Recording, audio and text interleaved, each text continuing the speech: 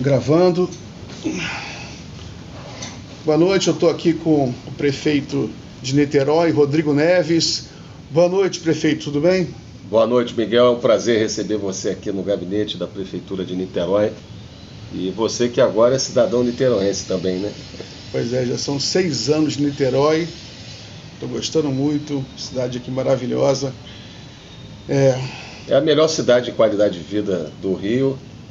E eu sempre brinco, a cidade mais linda do Brasil, porque Niterói tem lagoas, tem praias, tem parques, tem um povo extraordinário e uma tradição progressista, né? Já são quase 40 anos de governos trabalhistas em Niterói e fizeram grandes transformações na cidade, né? Eu não tenho do que reclamar não, eu gosto muito, tem muito verde na cidade, muita floresta. No meu primeiro mandato, em 2014, a gente criou um programa chamado Niterói Mais Verde. E aí eu assinei um decreto protegendo 57% do território. Então, Niterói é a cidade em área metropolitana do Brasil com a maior proporção do seu território como área protegida. E aí a gente começou a desenvolver trilhas, parques, né? Soluções baseadas na natureza, como é o caso da Lagoa de Piratininga, né? Onde a gente desenvolveu jardins filtrantes e recebe esses jardins a água das galerias pluviais e algum pouco resíduo ainda do esgoto, porque Niterói chegou já a 96% do esgoto tratado. E esses jardins filtrantes são plantas que têm a capacidade de filtrar essa água antes dela chegar na lagoa. Então são soluções baseadas na natureza, e esse parque que nós implantamos, ele recebeu prêmios internacionais, né, de soluções baseadas na natureza, com um bom exemplo para o Brasil, para a América Latina, né?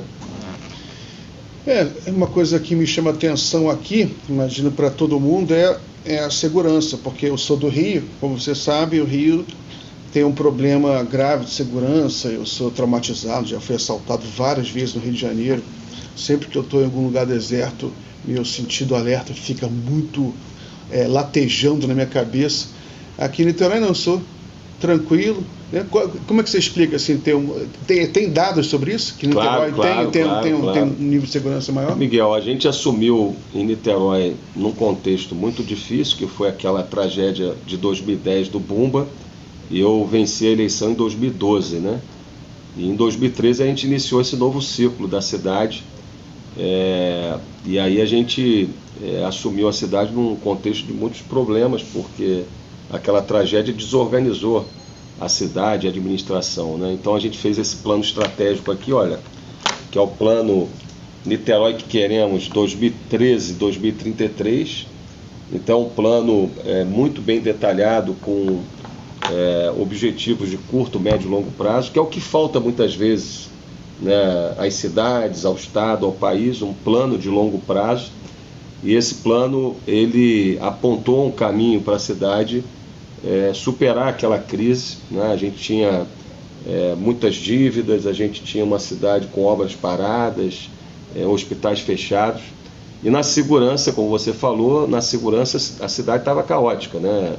Você tem uma ideia, a gente tinha um bonde do fuzil e as pessoas sendo assaltadas em plena praia à luz do dia, né? Então Niterói em 2013, quando eu assumi, ela estava mais violenta do que a cidade do Rio. Então o Rio tinha ali a Olimpíada, a Copa, as UPPs, né, o processo do alemão, e Niterói estava numa situação muito difícil e com uma migração de organizações criminosas. E eu decidi enfrentar o debate da segurança pública, estruturar uma estratégia de enfrentamento ao crime organizado. E eu fui a Medellín, fui a Nova York. Eu sou, né, cientista social, tenho uma visão mais integrada das ações públicas, e a gente fez aqui o Pacto Niterói contra a Violência, que é um pacto onde a gente, para você ter uma ideia, reuniu a sociedade, foram mais de 96 encontros, e a gente estruturou várias ações relacionadas a policiamento, integração e inteligência.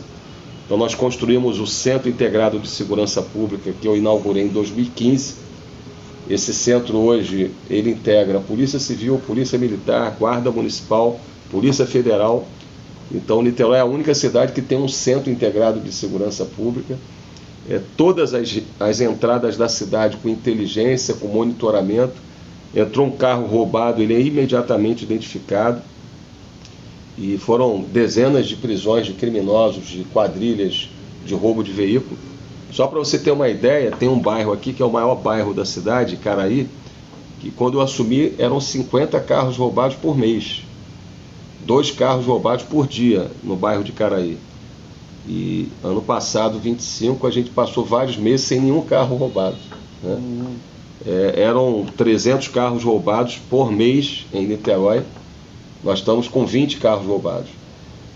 Agora, o pacto, para além de inteligência, além de parceria com a Polícia Militar e a Civil, onde a Prefeitura, inclusive, através de convênios, paga os policiais no seu turno de 24 por 72 horas, a gente paga os policiais, muitas vezes do Leblon, de Ipanema, Copacabana, para trabalhar em Niterói no seu contraturno, né? Porque o policial tem essa escala de 24 por 72 horas. E aí a gente descobriu o seguinte: muitas vezes esse cara, no seu horário de folga, fazia bico, trabalhando em posto de gasolina, trabalhando em atividades informais. E aí nós fizemos um convênio onde a prefeitura praticamente paga um outro salário para esse policial trabalhar em Niterói, né? Então, a gente com isso conseguiu ampliar a ostensividade das forças policiais na rua. A nossa guarda municipal tinha 150 guardas, ou seja, era uma guarda muito pequena, e eu fiz 4 concursos, o último agora, ano passado, em 25. Foi o maior concurso de uma guarda municipal no Brasil, mais de 70 mil inscritos para 200 vagas. E hoje a nossa guarda está chegando a 1.000 homens. Saímos de 150 para 1.000 homens. Então você tem uma presença ostensiva da força pública, você tem investimento em inteligência.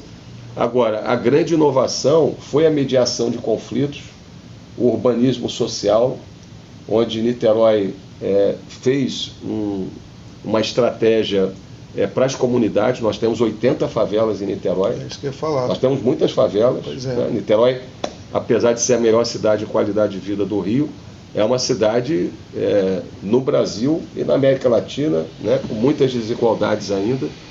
Então, nós levamos água, esgoto tratado, uma construção recorde de escolas em horário integral, médico de família, que começou na gestão do Jorge Roberto Silveira e que na minha gestão eu levei para todas as comunidades de Niterói. Então hoje a gente tem a presença da prefeitura muito forte, né? Renda básica através da moeda araribóia e intervenções urbanas que modificaram a dinâmica dessas comunidades. Vou dar um exemplo aqui: o Viradouro, em Santa Rosa, você tinha 80 fuzis ali dentro e era um bunker do Comando Vermelho, e ali era o epicentro, infelizmente, de boa parte das ações do crime na Zona Sul. Nós entramos ali, evidentemente, com polícia, né? Mas mais do que polícia, nós fizemos mais de 300 milhões de reais de investimento, com escola técnica, plataforma digital, centros culturais, parque esportivo, acesso, vielas, saneamento. Então hoje o Viradouro não tem mais fuzil dentro do Viradouro. O Caramujo, onde há 20 anos atrás 200 homens com fuzil ficavam ali na Lagoinha, derrubaram um helicóptero da Polícia Civil há 20 anos atrás, hoje você tem um CIEP que estava abandonado, reaberto, porque a Prefeitura municipalizou o CIEP do Estado e reconstruiu, e a gente tem um parque esportivo com mais de 3.000 pessoas praticando 23 modalidades esportivas, exatamente nesse local onde as pessoas sofriam ali o jugo do crime e o domínio do território pelo fuzil. E diminuiu muito a presença do fuzil nas favelas de Niterói. Então, tem uma outra dimensão que é uma dimensão fundamental que não é discurso, Miguel, é resultado concreto, que é a decisão que nós tivemos de disputar menino a juventude de Niterói com o crime. E nós estamos vencendo essa batalha. Então, a gente tem hoje o maior programa de iniciação musical em escolas do Brasil. São mais de 10 mil jovens aprendendo a tocar música clássica, música popular, nas escolas municipais, em todas as escolas. Então, você imagina, nós temos 40 mil jovens em Niterói, dos quais 30% em situação de risco social. Nós temos quase todos eles com acesso ao maior programa de iniciação musical do Brasil. E tem histórias fantásticas de meninos que saíram, né, do caminho das drogas, do tráfico, né, e que hoje estão fazendo faculdade de música na Unirio, no Rio, né, ou estão aqui no Conservatório de Niterói. Nós fizemos um programa chamado Jovem Ecossocial, em parceria com o Senai, onde a prefeitura paga R$ 1.500 ao Senai e R$ 1.300 de uma bolsa para esses jovens nas maiores favelas de Niterói. Então são milhares de jovens, e ele, no horário alternativo do ensino médio, ele tem um conjunto de cursos, desde programação de computador até pizzaiolo, até gastronomia, e ele consegue, com esse apoio, construir sua trajetória, né? A gente tem as plataformas urbanas digitais, que são projetos icônicos dentro das comunidades ou bairros, como por exemplo na Engenhoca, em Santa Bárbara, na Zona Norte, que são, na verdade, escolas, né, de tecnologia. Então foram vários programas nesses 10 anos que nós implantamos com foco na juventude. Só para você ter uma ideia, nós tínhamos em 2013, 14, 25% das mortes por violência em Niterói de jovens de 13 a 20 anos. Em 10 anos, nós reduzimos para 7%. Para menos de um terço do que nós tínhamos. Nós tínhamos, em média, 35 homicídios e mortes por causa da violência em Niterói por mês. Hoje a gente tem 2, 3, e nós passamos, ano passado, vários meses sem nenhum homicídio na cidade. Para uma cidade de 500 mil de habitantes no Rio de Janeiro, isso é extraordinário. Rodrigo, o Niterói tem uma vantagem sobre outras cidades que tem recursos oriundos dos royalties de petróleo, né? Quantos por cento eles representam do orçamento da cidade? Então, primeiro, importante esclarecer aqui para quem está nos assistindo.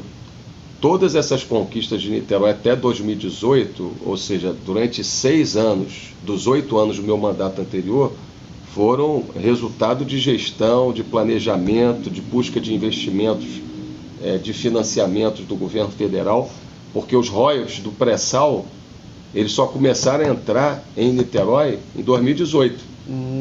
Então, esse incremento que você está comentando, esse aumento de recursos da cidade, não aconteceu durante a primeira fase do meu mandato. Na verdade, eu só comecei a ter os recursos dos royalties no final do meu segundo mandato, exatamente quando eu sofri o lawfare. Quando?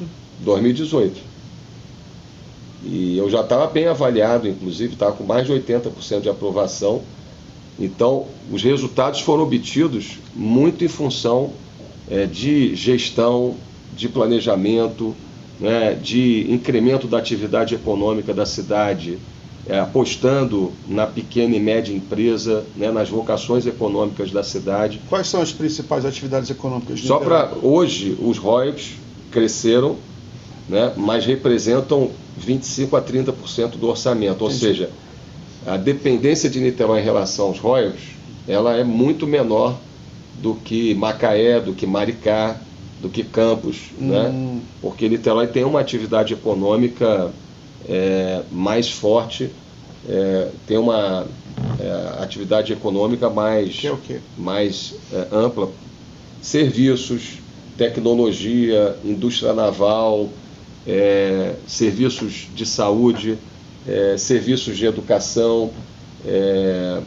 Temos uma atividade hoje também importante de entretenimento, de economia criativa, a partir das apostas que a gente fez na cultura, né? Entendendo a cultura também como um elemento de desenvolvimento, não apenas de entretenimento, de resgate do patrimônio histórico ou de memória. Claro que tudo isso é muito importante, mas a cultura também como um elemento indutor do desenvolvimento, né? Rodrigo, a gente já vai voltar para Niterói, até porque depois eu quero ouvir você falar sobre o plano de Niterói, mas vamos... Agora nós estamos fazendo de 2050. Vamos só subir um pouquinho, subir para o estado, depois sobe um pouquinho para o país, depois a gente volta para Niterói. Como é que você está avaliando a situação no estado do Rio de Janeiro, uma situação política muito caótica ainda, né? A gente tem o Bacelar preso novamente, ele era o presidente da Alerj, agora o governador está cassado, né? O Cláudio Castro foi cassado. Eu acho que ninguém nem sabe quem é o governador no Rio de Janeiro, sabe que está na mão da justiça. Mas como é que você vê o Rio de Janeiro, o estado? Você conhece o estado do Rio de Janeiro, você foi candidato a governador em 2022, e então você correu o estado, você também tem uma noção dos problemas do estado do Rio de Janeiro. Como é que você vê os desafios do estado, né? Niterói está dentro do estado do Rio de Janeiro, Niterói ela sofre e se beneficia com o estado do Rio. Como é que você vê os desafios do estado e a perspectiva agora, né, no ano eleitoral? O que a gente pode fazer? O que você acha que um eventual candidato pode fazer? Quais são os seus pensamentos em relação ao estado do Rio de Janeiro? Olha, Miguel, eu disputei a eleição em 2022 porque eu tinha a convicção que o Rio é o maior desafio de administração pública do Brasil. O Rio tem um conjunto de crises e desafios que fazem do Rio o maior desafio de gestão do Estado, e com todo respeito ao meu amigo Marcelo, que é um grande companheiro, ele não tinha na época experiência administrativa, agora ele tem uma experiência na Embratur, e nós tínhamos uma experiência grande de 2 mandatos na Prefeitura de Niterói, equipe, e nós sabíamos que o Cláudio Castro seria uma tragédia, né? Sujeito que fez meio mandato de vereador na cidade do Rio e que foi o vice impossível de um governador improvável, que era o Witzel. Só que a gente sabia também que a eleição era muito difícil, porque a eleição polarizada, o PDT tinha um candidato que era o Ciro, e o presidente Lula, naquela ocasião, evidentemente, não tinha como apoiar a minha candidatura, porque eu estava com o PDT e o PDT apoiando a candidatura do Ciro. Então, na verdade, a gente sabia que era uma eleição improvável, mas eu queria apresentar um projeto de desenvolvimento do Rio, e acabou que o Cláudio ganhou a eleição no primeiro turno, muito em função da dificuldade, inclusive, que eu tive de fazer com que a nossa mensagem chegasse à Baixada, ao interior. Então, a gente teve um resultado bom em Niterói, né? Aliás, o presidente Lula venceu em Niterói aqui a eleição, e a gente venceu em Niterói e teve se dependesse das cidades onde eu era mais conhecido, onde a nossa mensagem chegou, a minha soma dos votos com a soma do Freixo dava o segundo turno. Então, se você somasse a minha votação com a votação do Freixo no Rio, em Maricá, São Gonçalo, Niterói, teria tido o segundo turno. A questão é que a minha mensagem não chegou na Baixada e nem no interior, porque evidentemente eu não tinha tempo de TV, não tinha estrutura, não estava na polarização, E exatamente no interior da Baixada, onde a minha mensagem não chegou, era onde o Freixo tinha mais rejeição, na Baixada e no interior. Então, na verdade, o Cláudio ganhou antes da eleição, né, com essa estruturação. E o que aconteceu com o CEPERJ e outras situações, onde se gastou o dinheiro da venda da SEDAI e o incremento da receita dos royalties com uma política completamente deletéria, não republicana, que a gente depois viu.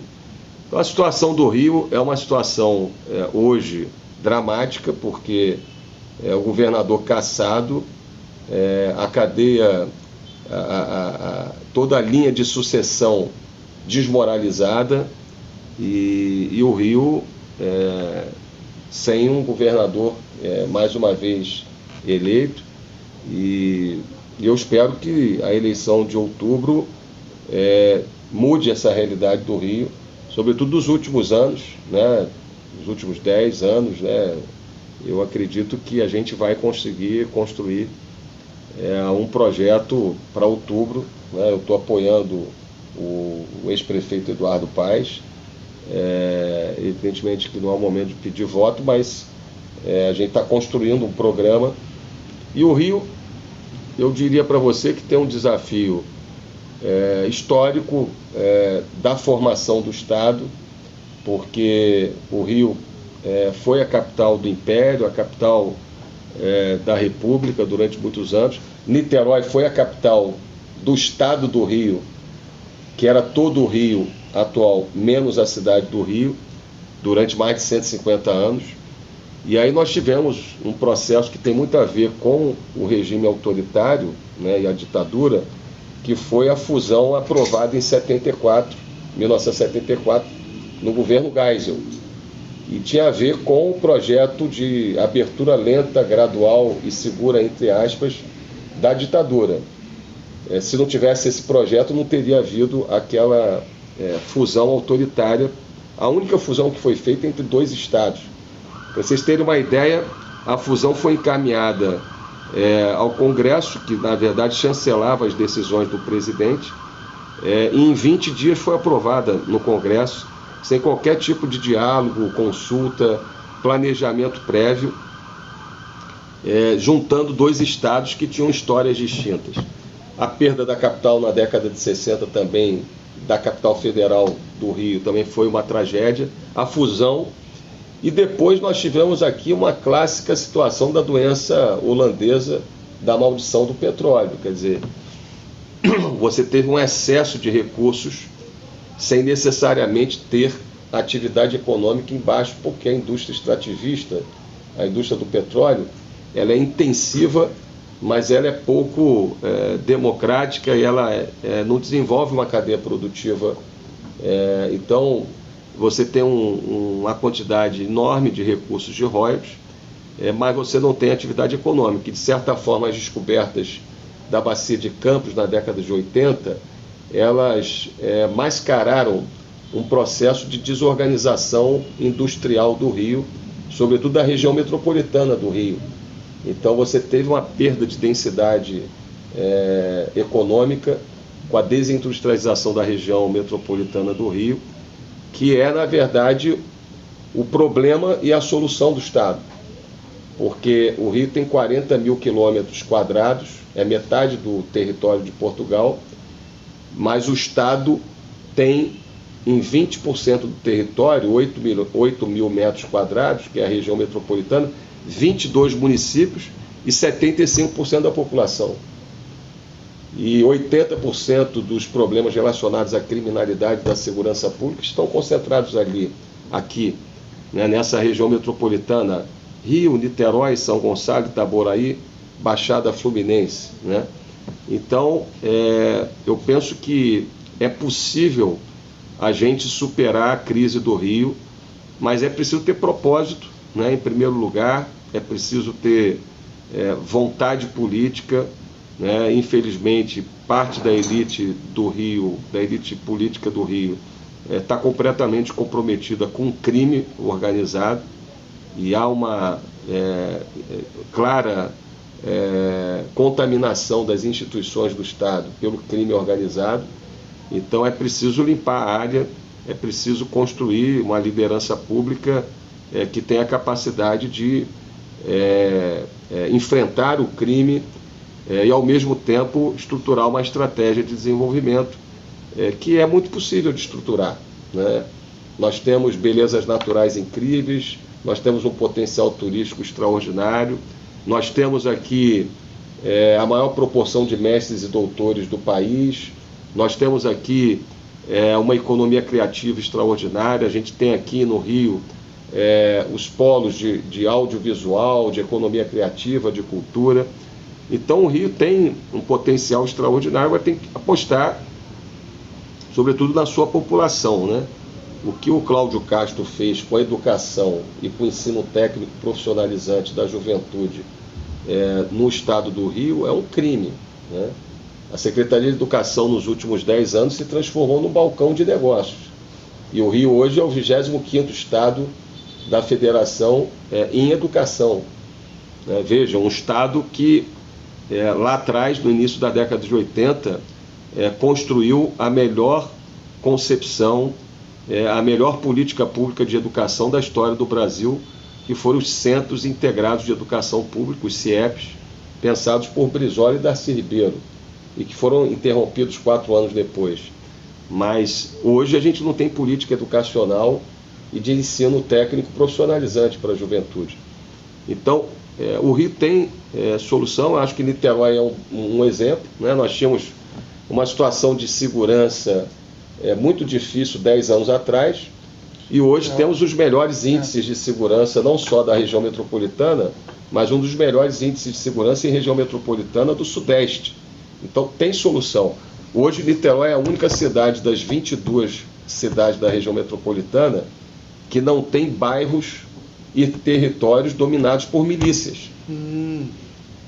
Nós não deixamos as milícias entrar em Niterói, e isso é muito importante. Eu vou dar um dado para você, por exemplo. Primeiro trimestre de 2026, Niterói teve 3 roubos de carga em 3 meses. 1 roubo de carga por mês. 3 ao longo do primeiro trimestre. Aqui a 5 minutos daqui, na cidade de São Gonçalo, onde aquele governo que está lá não enfrentou o crime, apesar do discurso fajuto de que ia terminar com as barricadas. As barricadas em São Gonçalo não só não acabaram, como aumentaram, e hoje a gente tem as milícias e o tráfico de drogas dominando praticamente 90% do território de São Gonçalo. Nós tivemos no primeiro trimestre de 26, sabe quantos roubos de carga em São Gonçalo? 185 roubos de carga. Nossa. Então você imagina, nós tivemos em Niterói 1 roubo de carga por mês. São Gonçalo teve, em média, 2 roubos de carga por dia. Nossa. Rodrigo, questão então do transporte, de infraestrutura, né? É uma questão... Essa é uma outra questão, Miguel. Você fala muito bem aí nos programas que eu assisto, do Cafezinho, enfim. Como que uma região metropolitana adensada de 8 mil quilômetros quadrados apenas, reunindo 12 milhões de habitantes, não foi capaz de estruturar um planejamento de transporte público por trilhos? É evidente que a gente tinha condição de desenvolver um programa de trens urbanos e de metrô que desse conta do desafio da mobilidade. E barcas também, né? Cara, você imagina... Sabe que Hong Kong, minha mulher esteve em Hong Kong recentemente, você tem toda a cidade de Hong Kong, né? Toda a Bahia, né? Você tem ponto de barca em toda a cidade. Eu vou fazer isso agora nesse novo mandato em Niterói, né? Claro, integrando os bairros, né? Porque Niterói tem 6 túneis.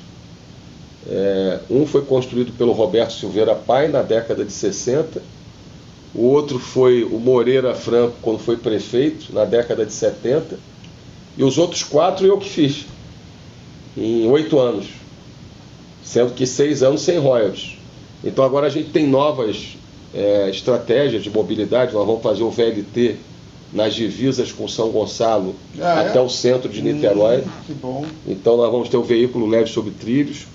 A gente saiu de 0 km para 100 km de ciclovia. Agora teve um ranking internacional da Dinamarca que coloca Niterói como a cidade mais amigável da bicicleta na América Latina. Isso há 10 anos não existia. Eu pego barca ali no Catamarã e pego na Praça 15. É visível a quantidade de pessoas que estão usando bicicleta. Eles usam a barca, aí saltam com a sua bicicleta elétrica. E Miguel, há 10 anos não tinha nada. Quando eu assumi a primeira vez... Tem um bicicletário ali na Praça 15, Araribóia. Eu assumi um compromisso com os cicloativistas e o Axel Grael era o meu vice-prefeito. E eu falei, Axel, acompanha isso. E o Axel é engenheiro florestal, eu sou cientista social. A gente juntou essa visão do social com o ambiental e o Axel cuidou muito bem disso. E a gente saiu de 0 km para 100 km de ciclovia em 10 anos. Então, eu tive que derrubar prédios aqui no centro da cidade. Eu derrubei prédios para fazer ciclovias. A gente tinha aqui no centro estacionamentos para 20 carros que eu transformei em bicicletários que hoje tem 20 mil ciclistas usando, como o bicicletário Araribóia. Então eu derrubei ali um estacionamento de 20 carros para um bicicletário de quase 800 lugares para 20 mil ciclistas. Então, hoje nós temos um programa de bicicletas compartilhadas, que é a Nitbike, a roxinha, que tem 250 mil usuários. A população de Niterói é 520 mil habitantes. Ou seja, metade da população já é usuária das bicicletas que são gratuitas. Então, hoje a bicicleta não é só um equipamento para passear, é um equipamento de mobilidade. Aqui na Roberto Silveira e na Marquês do Paraná, a gente tem ali um contador de bicicletas. Aquela ciclovia hoje é a ciclovia mais movimentada do Brasil, mais do que da Avenida Paulista. Então, quando você cria as condições para o ciclista de uma mobilidade segura, isso tem a ver com a consciência ambiental, tem a ver com a saúde, com a qualidade de vida. As pessoas topam e assim, foi isso que a gente fez aqui e a gente vai avançar com VLT, com integração hidroviária ao longo da Baía de Guanabara. Que ligação é essa que eu não sabia? Nós estamos fazendo um projeto de pier e de estações ao longo da orla da Baía de Guanabara. Então está na fase de concepção agora nesse novo mandato nosso e a gente vai desenvolver um sistema de barcas interno à cidade para ligar bairros, né? Claro que o Estado precisa melhorar o sistema de catamarã de barcas, né? Nesse mandato eu fiz um convênio com a Secretaria de Transporte. A gente reduziu de 21 para R$7 o catamarã de Charitas, que faz a ligação da região oceânica com o centro. Eu pego sempre. Agora, quando a gente fala do estado do Rio, cara, é incrível você ver a população da Baixada Fluminense, da Zona Oeste. Assim, eu fui deputado estadual 2 vezes e fui candidato a governador. Conheço profundamente as regiões do estado. Aliás, meu objeto de estudo foi a fusão da Guanabara com o estado do Rio. E assim, é inacreditável como o trabalhador da Zona Oeste sofre com os trens da Supervia sucateados, quando a gente poderia ter um sistema de trens de alta performance, porque as distâncias são curtas. Assim, como que a gente tem 6 anos de governo Cláudio Castro e 2 anos de governo Witzel, 8 anos com a extrema-direita governando Niterói, governando o estado do Rio, e a gente não tem, nesses 8 anos, uma linha de metrô, 100 metros que seja, de metrô construída por eles. Pois é, não só isso, né, Neves? A Supervia é uma vergonha. A Supervia, as estações não tem banheiro, não tem bebedouro. Tem estações que não tem nem cobertura de chuva, não tem segurança nenhuma, devem ser as piores estações do mundo. Eu acho que nem os países mais pobres da África têm uma situação tão precária. É dramática. E é um estado rico, um estado com petróleo. É inaceitável, mas é o que eu falava de propósito, de projeto, de gente competente, de gente séria que tem compromisso com o povo. Assim, a gente vai mudar e tem que mudar essa realidade do Rio. Você veja que do lado de cada Baía de Guanabara, a gente tem 3 milhões de pessoas. Em Niterói, São Gonçalo, Itaboraí, Maricá, Saquarema.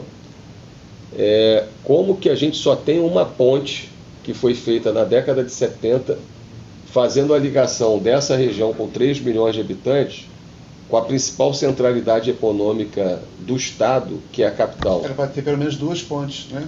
Assim, se você olhar Manhattan, né, vamos falar São várias pontes. A China, eu acho que é o grande exemplo do ponto de vista do investimento em trilhos.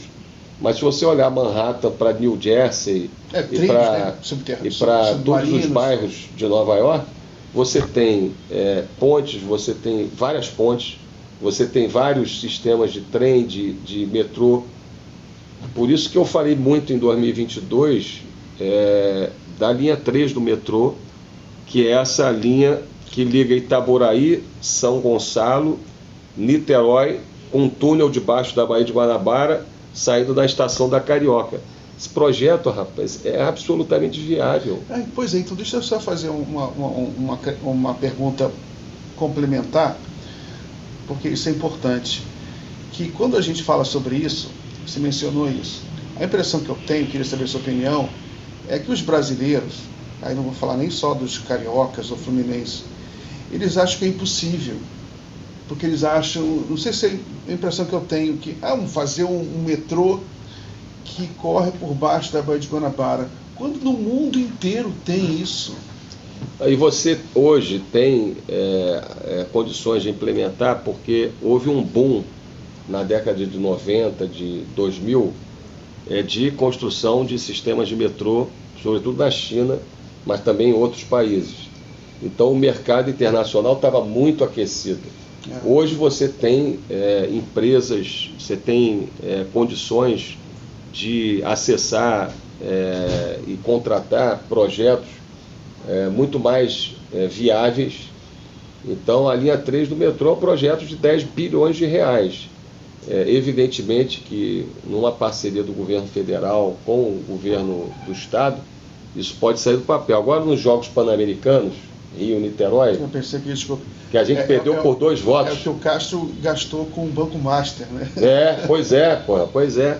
Então é isso, né? Assim, eu me lembro que eu tive com o presidente Lula no ano passado, com o Eduardo Paes, e a gente falou sobre os Jogos Pan-Americanos, Rio-Niterói, e a gente apresentou um projeto muito em cima, porque, na verdade, eu assumi só em início de 25, e a apresentação da candidatura foi em março, e a candidatura de Assunção já estava sendo trabalhada há 5 anos. Mas o fato é que quando a gente falou com o presidente, ele falou, qual é o maior legado desses jogos? E a gente falou, vai ser a linha 3 do metrô. Aí ele perguntou, ele teve curiosidade, vem cá, como que é isso? É igual lá o túnel do Guarujá para Santos? É praticamente igual. E o túnel lá, o presidente está apoiando um governador que não é um governador aliado a ele, né? Para fazer um túnel de 1 quilômetro. O túnel debaixo da Baía de Guanabara é um túnel de 3 quilômetros no máximo, tá certo? Porque a ponte tem 13 quilômetros, mas a ponte faz uma volta enorme, né, para fazer ligação Rio-Niterói. A menor distância entre o Rio e Niterói são 3 quilômetros. Então você tem condição de fazer um túnel.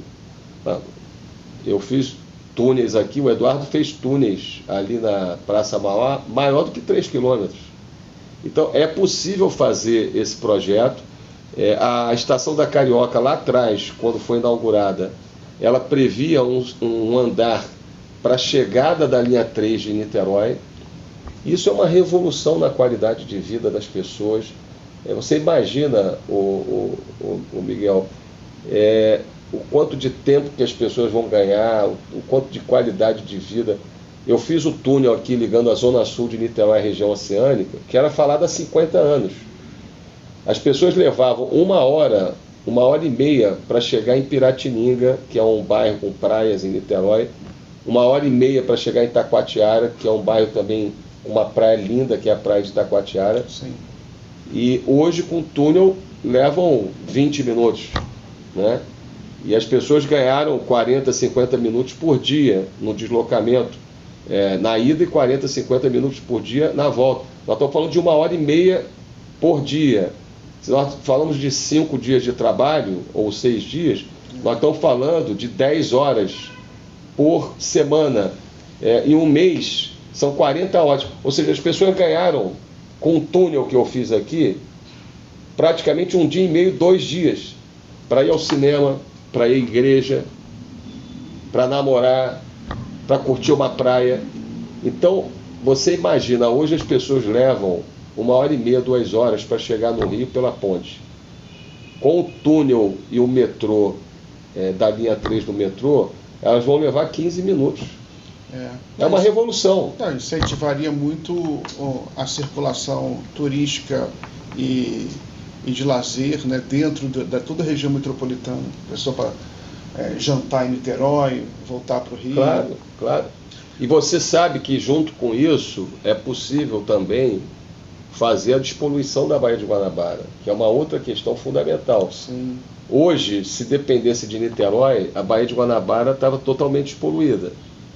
Então, você repara que em Niterói, nos últimos 12 anos, esgoto, né? como a gente está chegando a 100% de esgoto tratado, quando você não tem chuvas e o esgoto que não é tratado, infelizmente, em outras cidades, né? São Gonçalo não tem 10% do esgoto tratado, né? Em outras cidades também não tem esgoto tratado. E aí, quando você tem uma chuva intensa, você não tem balneabilidade na Bahia. Mas quando não tem chuva, as enseadas da Baía de Guanabara, Icaraí, São Francisco, Charitas, as pessoas estão ali curtindo, fazendo canoa havaiana, stand-up. Então, se dependesse de Niterói, as praias da Bahia estavam despoluídas. A Bahia tem uma frente marítima que é proporcional à frente marítima do estado do Rio. Como assim? Se você olhar o perímetro da Baía de Guanabara, é um perímetro com frente marítima, desde Magé, da Baixada Fluminense até Niterói, o Rio, que tem o mesmo tamanho da frente marítima do Rio, ali Angra até o norte fluminense. Entendi. O perímetro é parecido com o tamanho do litoral. Do litoral. Então, o que você ganharia de turismo, de mercado imobiliário, né, de gastronomia, se a Baía de Guanabara tivesse despoluída, seria incrível. Que é o que aconteceu em Niterói. Quer dizer, qual a explicação de Niterói não ter entrado em decadência depois que perdeu a capital? A gente não ficou choramingando, você imagina, Niterói foi a capital por 150 anos, a capital do estado do Rio. De uma hora para outra saiu dessa região aqui 60 mil funcionários do Legislativo, do Executivo, do Judiciário, e foram para a cidade do Rio. E diziam que Niterói ia virar um subúrbio decadente do Rio. Mas a cidade se reinventou, né? E hoje ela é a capital, não do Estado, mas da democracia, da boa gestão, da qualidade de vida. Então a gente se reinventou, e o saneamento da orla de Niterói foi uma das coisas mais importantes, porque isso desenvolveu gastronomia, mercado imobiliário, desenvolveu atividade turística e qualidade de vida, né? Pois é. Agora, vamos falar um pouco sobre... Na realidade, a gente nem precisa ir para o nacional, porque aqui o Rio de Janeiro a gente já está trabalhando nacional, né? A questão, por exemplo, da Baixada Fluminense, né? Esse voto de direita nas periferias do Rio de Janeiro, né? O desafio... A gente vive eleições nacionais esse ano, o presidente Lula está com algumas dificuldades, né, de aprovação. E eu queria, dentro da sua experiência, aqui em Niterói também vive a mesma situação, de ter, mesmo com o desenvolvimento da cidade, você tem muita gente que apoia candidatos de direita. Por exemplo, a gente mencionou aqui o caso de São Gonçalo, mas a gente pode estender para toda a Baixada Fluminense, que foi uma região que no passado era tinha muito voto progressista. A Baixada era um bastião vermelho, votava no Lula. O Rio de Janeiro... Brizola. O Rio de Janeiro votava no Brizola, votava no Lula para presidente. O Rio de Janeiro já foi o estado mais de esquerda do país, né? Mais esquerda, era uma coisa assim, impressionante, mas teve uma virada grande. Em 2018 o bolsonarismo se instalou aqui, ainda não saiu. Em 2022 a cidade melhorou, a capital melhorou um pouco, mas o interior ainda é muito bolsonarista. Qual é a sua experiência como agente político, né? Como é que você acha que o Lula pode reverter essa situação? Começando aqui pelo estado do Rio, porque eu acho que o Rio vai ser um dos estados mais estratégicos na eleição nacional, pela quantidade de gente. O Rio de Janeiro é o terceiro maior colégio eleitoral do país, e até próximo de Minas, né, apesar de ser bem menor. Muito concentrado, como você falou, né, quase 80% ali na região metropolitana. Então é uma coisa que a gente resolve aqui, a gente consegue resolver a eleição nacional aqui no Rio de Janeiro, né? Mas é difícil, porque por que essa Baixada se bolsonarizou desse jeito, sendo que o Bolsonaro não fez nada pela Baixada Fluminense? Não tem uma obra do Bolsonaro na Baixada Fluminense. Como é que você explica isso e como é que, na sua cabeça, a estratégia para reverter isso? Miguel, o Darcy dizia que a destruição da educação não era por acaso, era um projeto. E eu não tenho dúvida que a destruição do Rio de Janeiro foi um projeto, porque não foi só a perda da capital ou a fusão autoritária. O que aconteceu com a Lava Jato,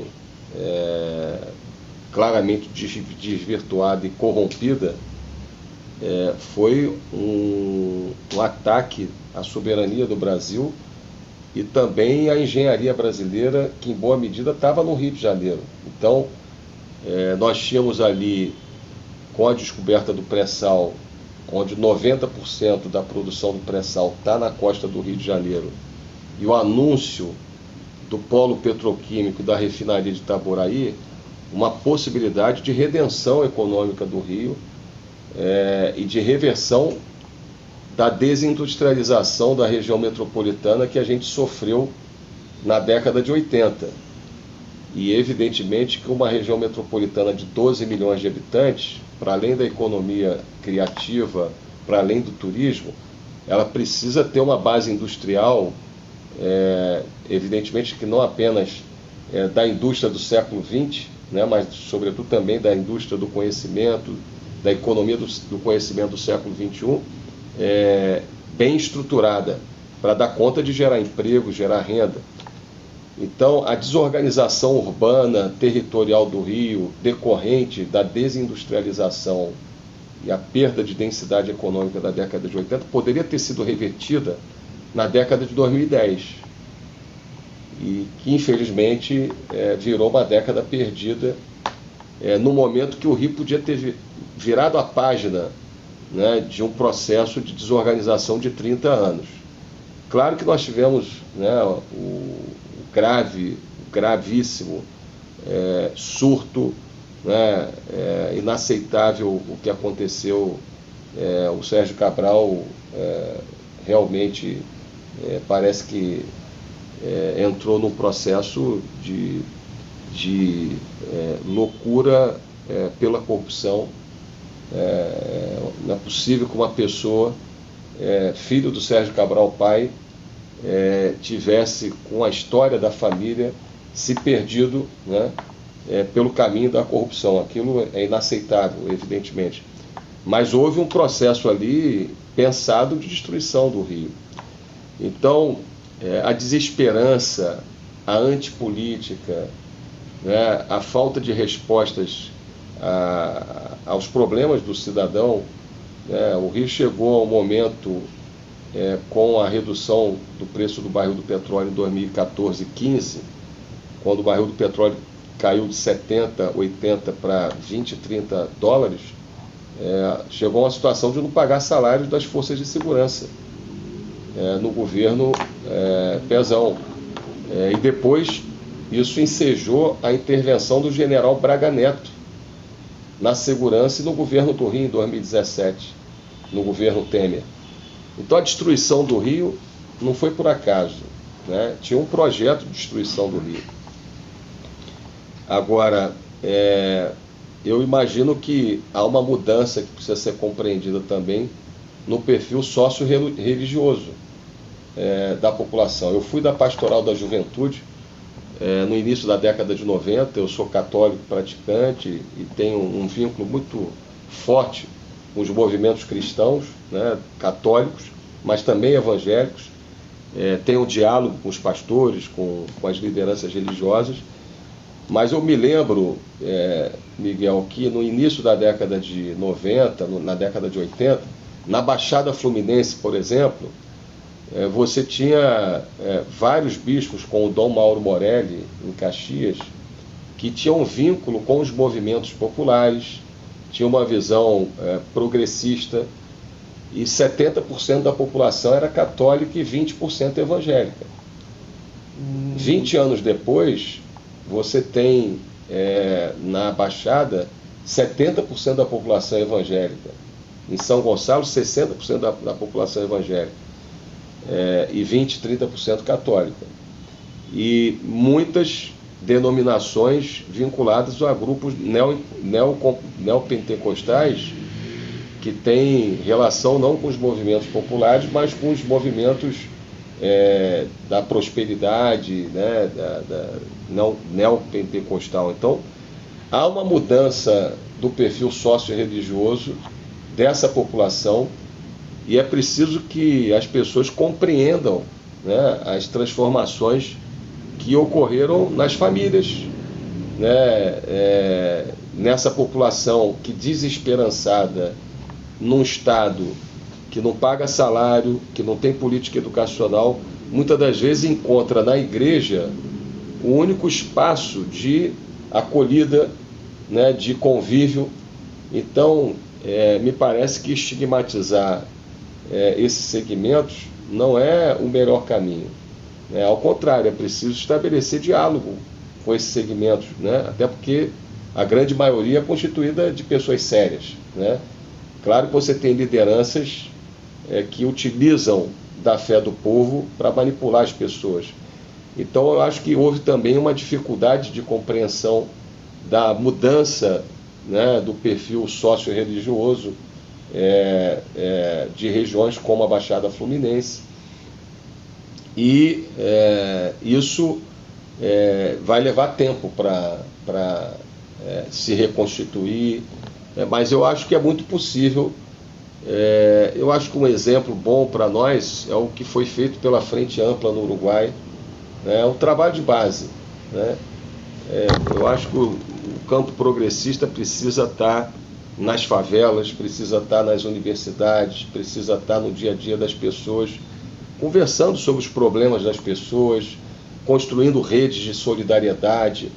Aliás, é isso que a gente faz em Niterói, né? Não é à toa que o trabalhismo aqui é muito forte e o campo progressista aqui conseguiu suportar as pressões, né, desde 2014, né?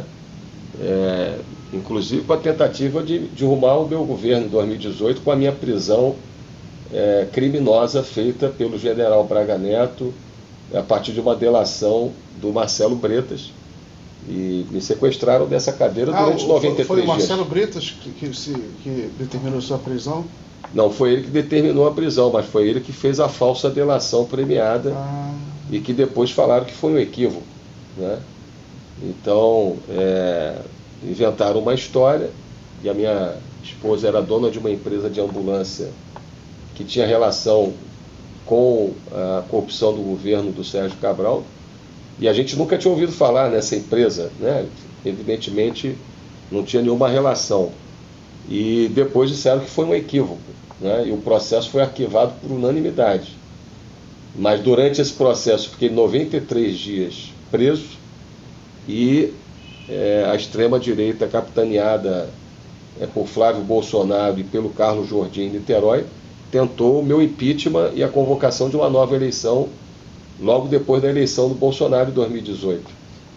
Lembrando que naquela época o Eduardo Paes estava derrotado, o presidente Lula estava preso, o Crivella era prefeito do Rio e o Witzel tinha sido eleito governador do Rio. Então só sobrou eu em todo o estado, e aí fizeram a barbaridade que fizeram, quase destruindo a minha vida e a vida da minha família, me tirando não só da prefeitura, mas da presidência do consórcio do leste metropolitano, que eu estava presidindo e fazendo um plano de desenvolvimento para a região do lado de cá da Baía de Guanabara, Niterói, São Gonçalo, Itaboraí, Maricá, com apoio de todos os prefeitos.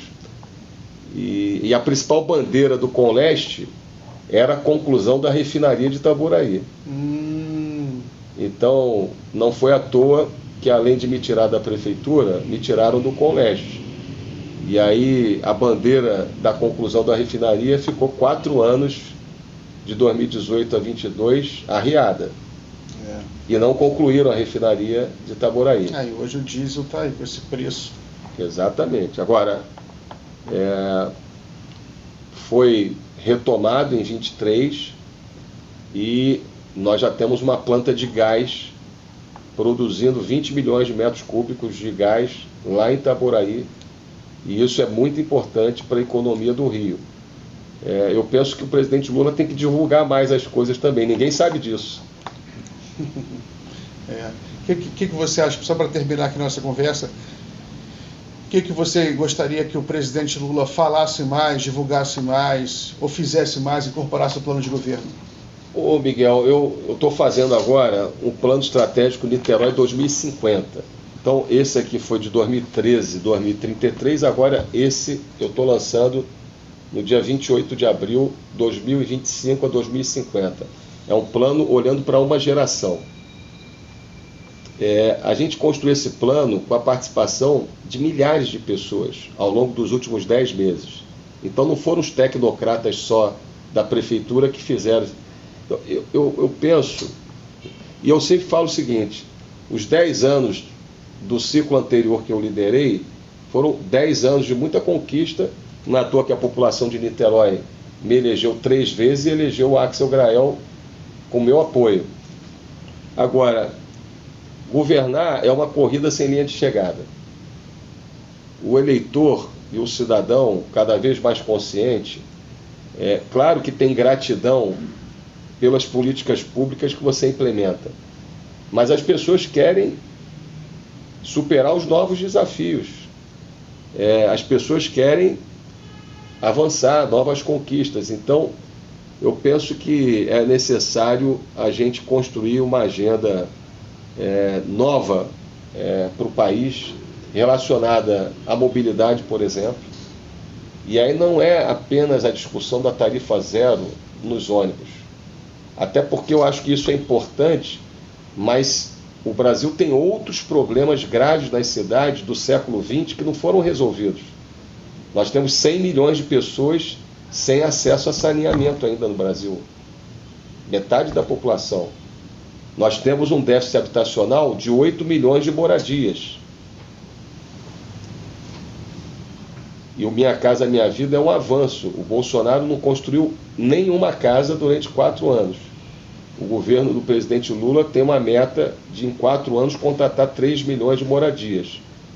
Mas se você considerar que a cada ano você precisa de 1 milhão de moradias, se a gente não fizer mais moradias do que 3 milhões em 4 anos, nós não vamos resolver o problema do déficit habitacional do Brasil nos próximos 20, 30 anos. E nós temos 3 mil cidades depositando o seu lixo em lixões, sem aterros controlados e que estejam de acordo com as melhores normas ambientais. Então, você tem em habitação, em resíduo, em saneamento, problemas graves do século XX que precisam ser resolvidos. E, evidentemente, a tarifa zero é importante, mas não se faz isso sem subsídio. E as cidades não têm condição de arcar de maneira sustentável no longo prazo com tarifa zero. Então, evidentemente que eu sou a favor, mas é preciso ter responsabilidade com aquilo que se propõe. Mas eu penso que a gente precisa investir em trilhos, né? Metrô, VLT. Claro que a indústria automobilística é importante para o país, claro que é. Mas cidade moderna e desenvolvida não é aquela onde o pobre, a classe média e todo mundo usa carro. É a cidade onde o rico, a classe média e o pobre usam transporte público de qualidade. Então, essa é uma agenda fundamental para o futuro do Brasil, a mobilidade sustentável e o investimento em trilhos. O investimento em inovação, ciência e tecnologia. A gente precisa aumentar os recursos em ciência e tecnologia. Os recursos estão ainda muito limitados. A gente sabe dos constrangimentos que a política de juros cria para o Brasil, mas a gente precisa ter uma política de inovação, ciência e tecnologia para o Brasil para dar conta dessa economia do século XXI, que cria novas oportunidades para a juventude, para as classes médias. Então, estou citando duas áreas aqui que me parecem fundamentais, né, para o desenvolvimento do Brasil, que precisam ser apresentadas. Então, é evidente que a gente sabe que a agenda do PAC, a agenda do Minha Casa Minha Vida, do Bolsa Família, são agendas importantes, como foram para Niterói as agendas relacionadas à universalização do saneamento, à universalização dos serviços sociais, a integração da cidade com um túnel para a região oceânica. Mas eu estou apresentando aqui uma agenda nova relacionada à transição demográfica, por exemplo.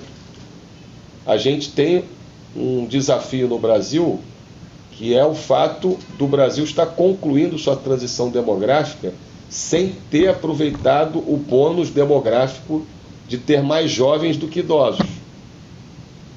Nós estamos concluindo essa janela na década de 2030. Niterói já concluiu. Hoje, Niterói já tem 23% da população com mais de 60 e 18% de 0 a 18. O Brasil ainda tem mais pessoas de 0 a 18 do que pessoas acima de 60. Mas isso vai ter um impacto muito grande na vida das cidades, na vida das famílias. Porque você vai ter que construir centros-dia, você vai ter que ter políticas para as pessoas de 60 a mais terem um envelhecimento saudável. Então, é uma agenda muito importante que a gente precisa dar conta no próximo período. Então, são agendas que me parecem fundamentais para o próximo período do Brasil. E a gente tem uma oportunidade extraordinária. Eu estou muito convicto que o Brasil tem tudo para ter, nos próximos 10, 20 anos, um projeto que coloque o país num patamar mais elevado, com um nível de desenvolvimento mais elevado, para se transformar num país de classes médias. Que, aliás, esse foi o nosso objetivo em Niterói, transformar a cidade numa cidade de classes médias. E hoje a gente conseguiu, né? Niterói tem a maior proporção de famílias na classe A e B do Brasil. 50% da população de Niterói está na classe A e B. 42% está na classe C. Então, hoje, Niterói tem 92% da sua população nas classes médias, na classe A, B e C.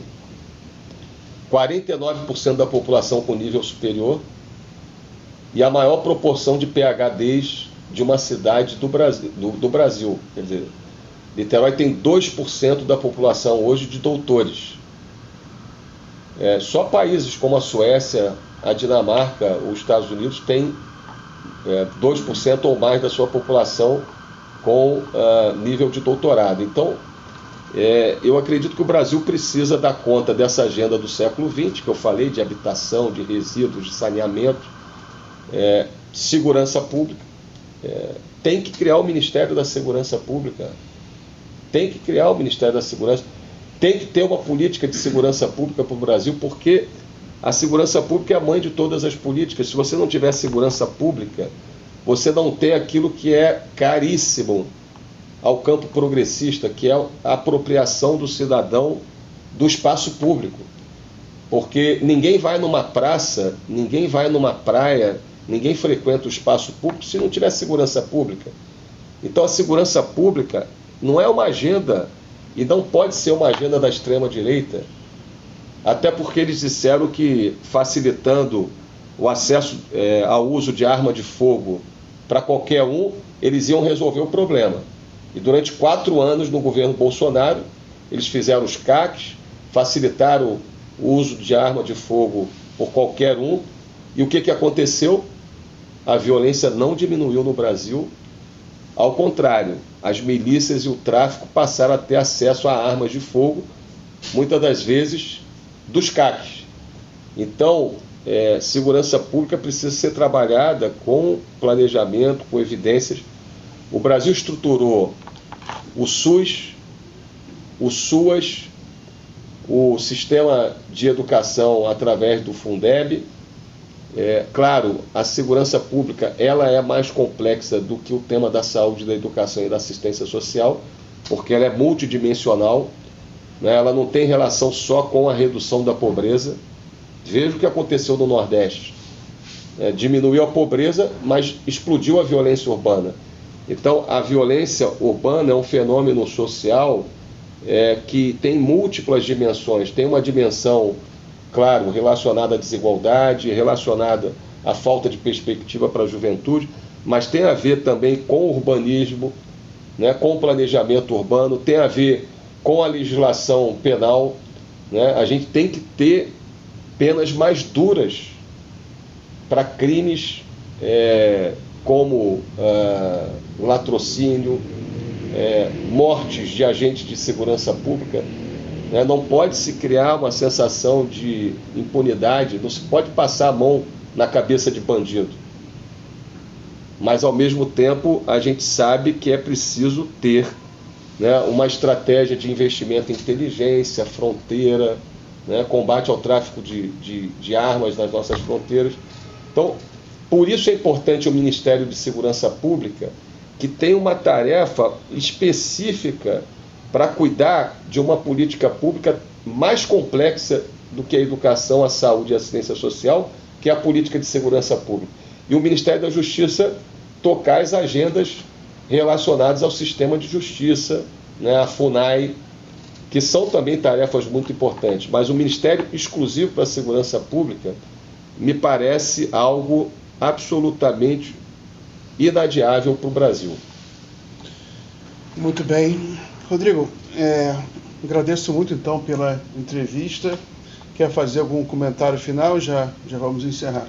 Foi ótimo o papo com você aqui e parabéns aí pelo cafezinho. A gente acredita muito que o caminho do debate, né, e das redes tem que ser o caminho também do campo progressista. Não é possível que a extrema-direita continue tomando conta majoritariamente do debate nas redes sociais. Então a gente precisa ter iniciativas como você tem tido ao longo desses anos, para a gente fazer o debate numa perspectiva democrática e popular para o Brasil.